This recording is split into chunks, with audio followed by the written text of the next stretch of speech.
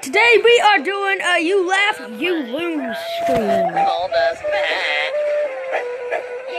Now I was just about to record a video and I thought, why not stream it?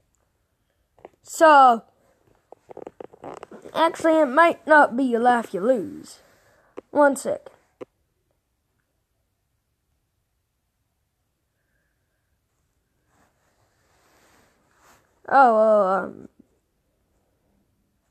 I need to share it.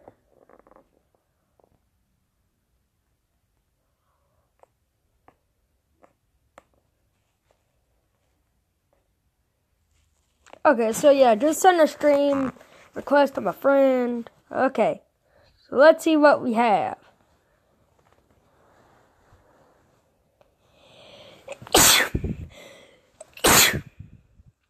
Ooh.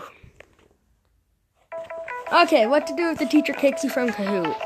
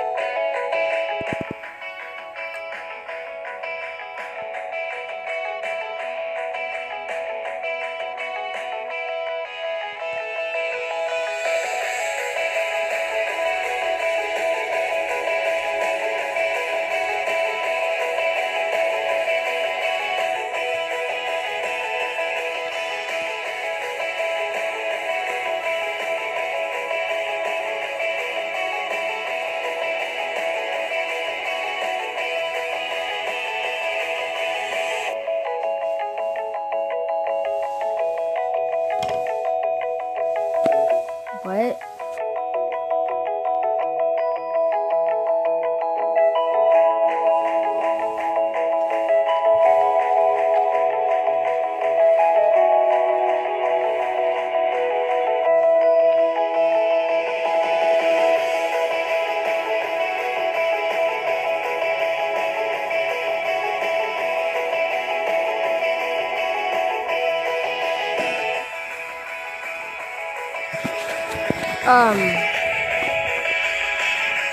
Yeah, I'm not doing that. Let's...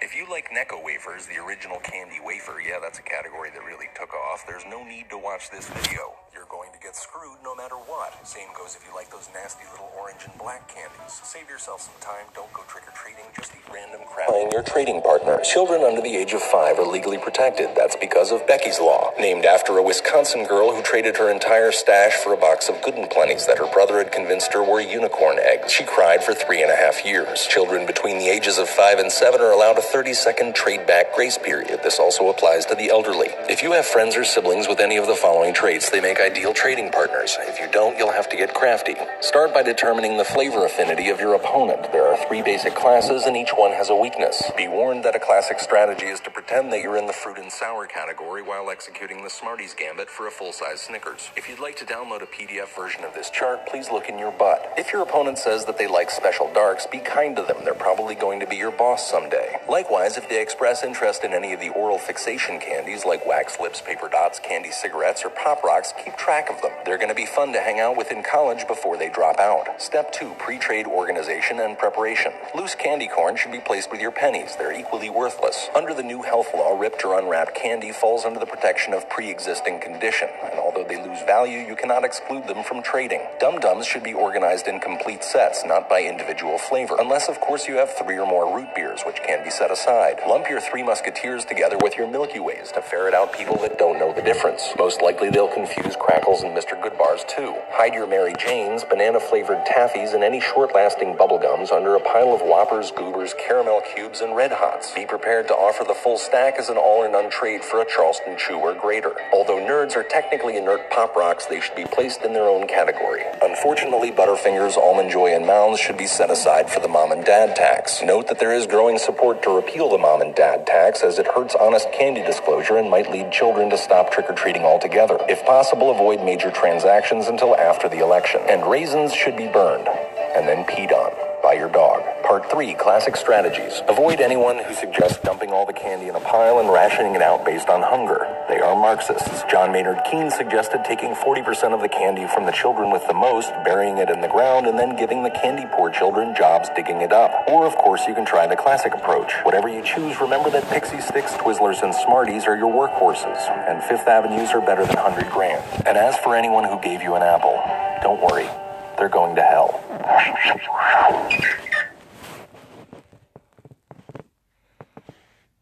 Okay, let's watch Eyes Are Stupid. You ever feel like making something stupid? I feel like making something stupid.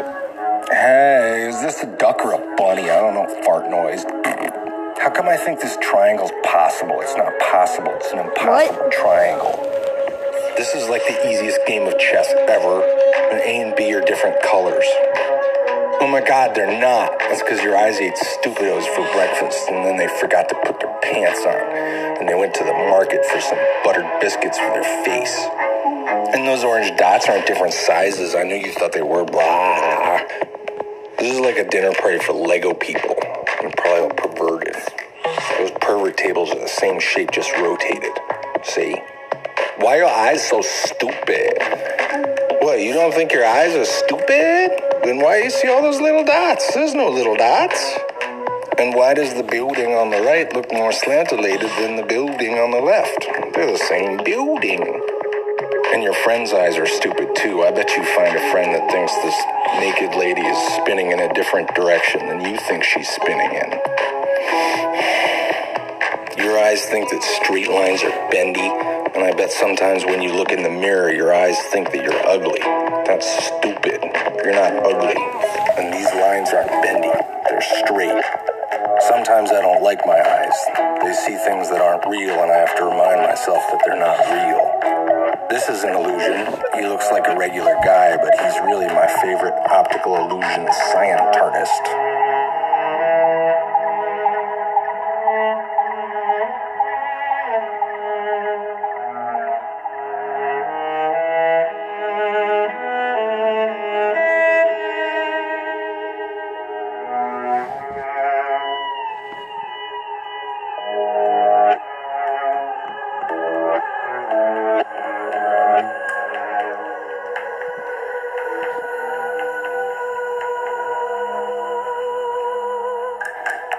He reminds me that when there's a big black hole that's growing and seems like it's going to swallow me up, sometimes I just have to look away for a second, and when I look back, it recedes.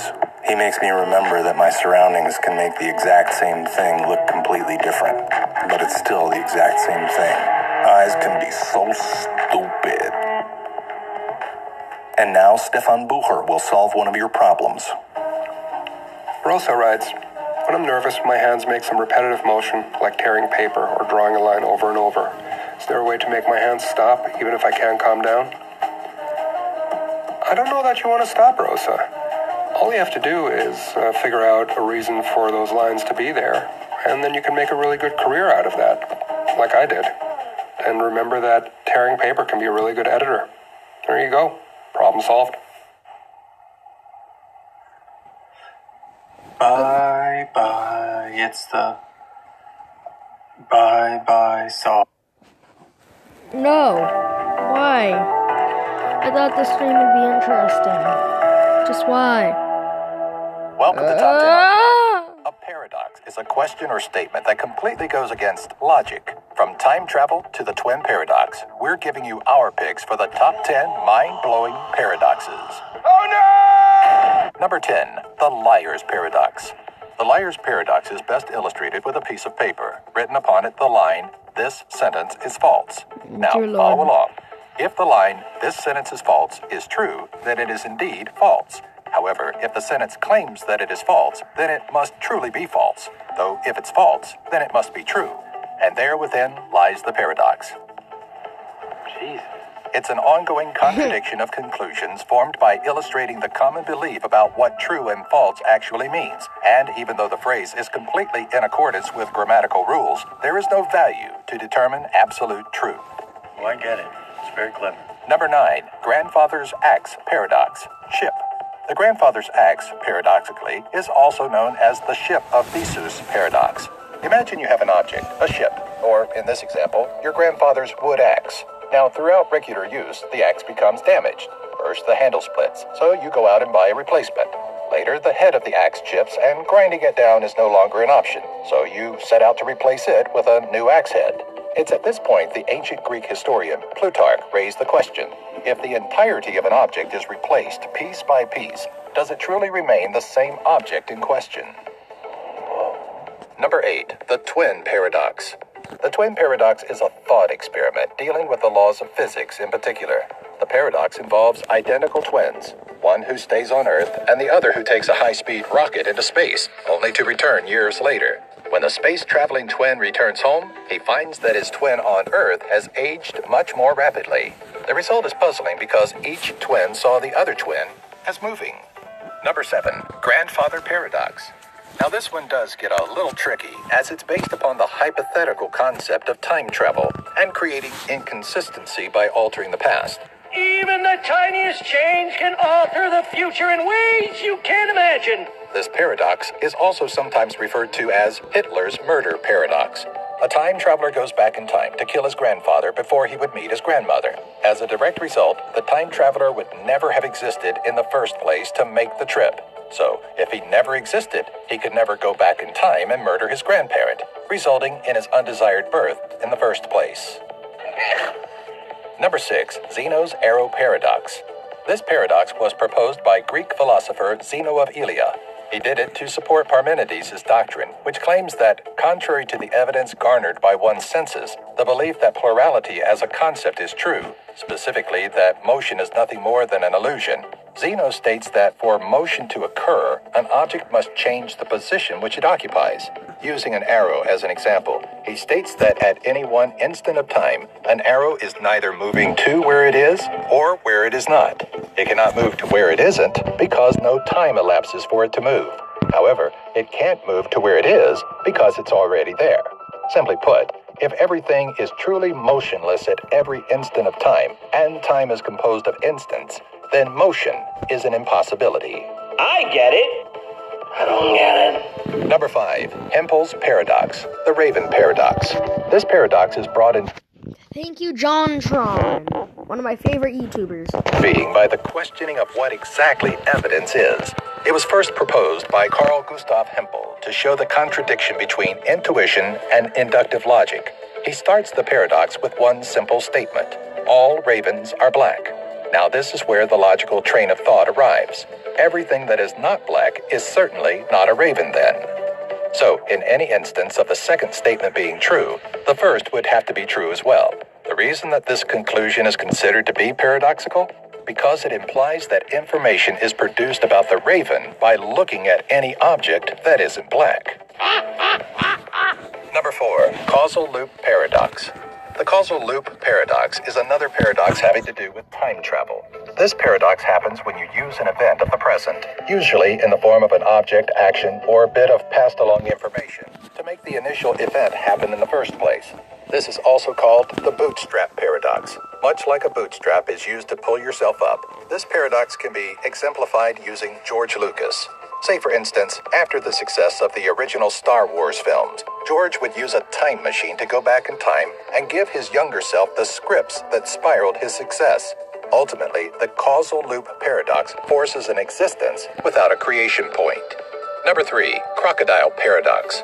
Imagine, if you will, a young mother walking along a riverbank with her small child. Then suddenly the kid is snatched up by a crocodile. What do you mean he's been abducted? Yeah, by a crocodile or something. Crocodile? Or something. The mother panics and pleads with the crocodile to relinquish her child. The crocodile replies that if a woman can guess whether or not he will release the child, then he will release it. Of course, if she guesses right, the crocodile will release the child. Then there is no paradox. However, if she replies saying the crocodile will not return the child, that's where we're left with a paradox. If she is correct in stating that he won't, then the crocodile never planned on letting the child go in the first place, breaking his word to release the child if she guessed right. If the mother was wrong, and the crocodile did indeed plan on returning the child to her, the crocodile must now keep the child, though his intentions were not to do so, again making it break its word. Number 2. The friendship paradox. The friendship paradox was first observed by Scott L. Feld in 1991. He states that most people have fewer friends than that of the friends they have, on an average.